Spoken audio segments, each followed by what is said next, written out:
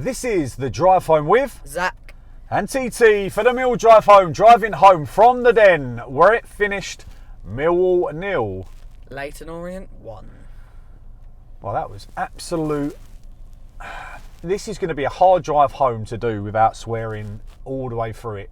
The best word I can put is probably embarrassing. Start to finish, just when someone runs on the pitch and stays on there for about 3 minutes before a steward gets anywhere near him, and that's the most entertaining thing of the game. It's been dreadful, and it really, really, really was bad. Orient wanted it more. They played better football. They looked like the Championship side. We looked like the League One side at best. League Two side, I'd say. Yeah, that's what I'm saying. Yeah, League One side at best. We had no idea. We didn't know how to keep the ball. We didn't create chances. We didn't put tackles in where you'd want us to put tackles in. I cannot, and Bradshaw limps off in the last minute. I cannot think of a single positive from that entire game other than a couple of the new boys getting some minutes, because they looked well out of their depth. I'm not going to lie. Aziz come in, Kelly come in. A tough day all round. Obviously, if you don't mind, stick your comments in below. What's going on? Is there more to it? That's another game. 5 games of the season, we've got one win, the 1-0 away at Portsmouth. We're conceding poor goals at the back, to be fair. When you start our centre-backs, stick a like on the video if you don't mind. I can understand it. It may be difficult to like anything Mill-related at the moment, so I appreciate you not wanting to like the video. But as always, we appreciate your support. We started off with Tony Roberts. Is it Tony Roberts? I don't think it is sure. Tony Roberts. I know it's Roberts' surname. I need to check this guy. Roberts in goal. Back four of Danny McNamara. Right back. Left back was Joe Bryant, who had an absolute stinker. Hutch and Murray Wallace. It's bad when Hutch and Murray Wallace are starting at centre-backs. Both of them looked like they were 50 years old. In front of them, you had the new fella Kelly, who signed from Celtic, alongside Jules Saville, who, looks tired. Right side, we had Aziz. Left side, we had Amaku. Honeyman, who did absolutely nothing, again in an attacking capacity, behind Langstaff, who also doesn't look like he's anywhere near Championship level. So it's not going to be much of a match review because we didn't do anything. Neither did they, to be fair. No, they didn't create much, but they played, like I said, they played the better football. They seemed to be able to pass it around us. We have a habit at Millwall of making lower league teams that are getting beaten in the lower league, not even a good lower league team, we make them look good. And today we made Leyton Orient look good. Like I said, fair play to them. They bought a few, considering obviously you say big day out. I suppose technically it is a big day out for Leyton Orient, playing a Championship club. We're not a big club by any stretch of the imagination, and I know no one's going to kid that, but I think we would have taken nearly as many as we had at home to Leyton Orient if we got them away. But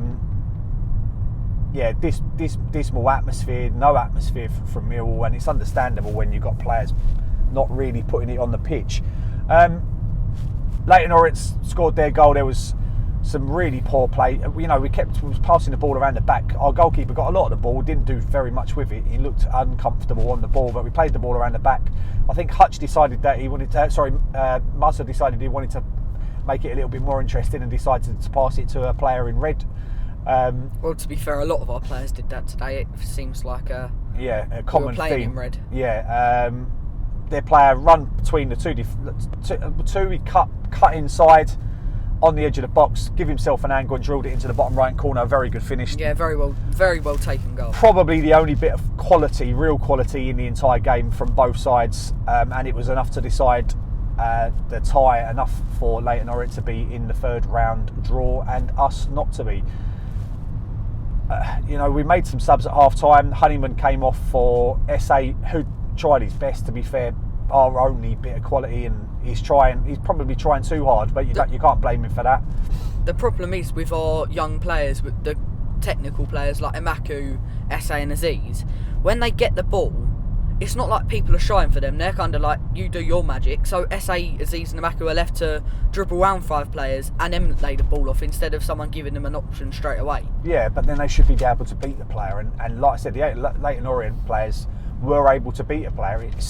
They're championship quality players. They should be able to take someone one-on-one and get around them. And it just did not happen enough. So I agree, you need to have more options.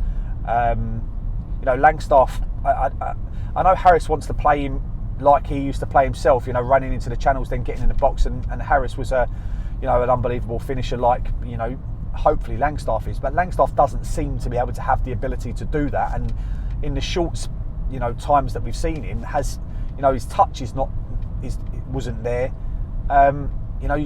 Zac was saying as we was coming out, just stick him in the box, try and give him the ball and see if he can put the ball in the back of the net, because he's a goal scorer. And it might be only a goal scorer. Well, we've been asking for a goal scorer for a little while, and now we've got one potentially. Give him a chance to put the ball in the back of the net, as opposed to what we have been doing. Like I said, those are the subs. So SA coming on for I think it was Honeyman, and who else came on? Joe, was it? Who else come on? Danny Mack. Denor come on. Denor come on for Kelly. We made a few more subs in the second half. Leonard come on for Brian, like I said, who had an absolute shocker. He was passing it off the pitch. His touch was bad. His defending was poor. He was probably our worst player on the pitch today, Brian. And that is, you normally to go, who's your man of the match?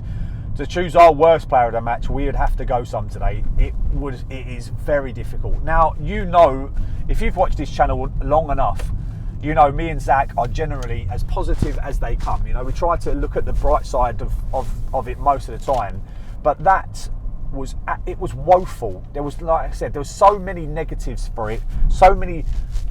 Like I said, I genuinely cannot find a single positive. And now we've got, a tough league game against an average championship side. Sheffield Wednesday are an average championship side. They've had a good result obviously at home to Plymouth, and a few bad results. So a team that we should be looking to beat, and yet after that, how anyone can have any confidence, especially losing Bradshaw in the last minute to an injury. Things need to massively change for us to do anything on Saturday. Obviously, we'll try and get behind the boys a lot better than the crowd tried to get behind them today. But it's a massive game on Saturday now. Three league games without a win. I can't see how. It's early on in the season, and obviously, I'm not saying Harris out or anything like that. And where we are trying to make some signings, but it's a massive game. I believe it's a must win, and I don't see how, if we play anything like we played today, we'll get anything out of it. What comments have you got to make about it? Our press was non-existent. We were allowing their keeper too much time on the ball. You see, as soon as Roberts got on the ball today, there was a player on him, but their keeper seemed to have all the time in the world to get it to one of their players, and most of the time he found one of their players. Saturday, it's a massive game. I think if we don't win it, we're in a very bad position looking onto the rest of the season. So the players have to pick up. Harris has to give him a serious talking to. But yeah, that's where we'll leave it. Thank you very much for watching the Mill Drive Home. We're in the Limehouse Link, about 50 minutes from home. We appreciate your support as ever. Tough one today, a tough one being a Mill fan. Congratulations to Orient.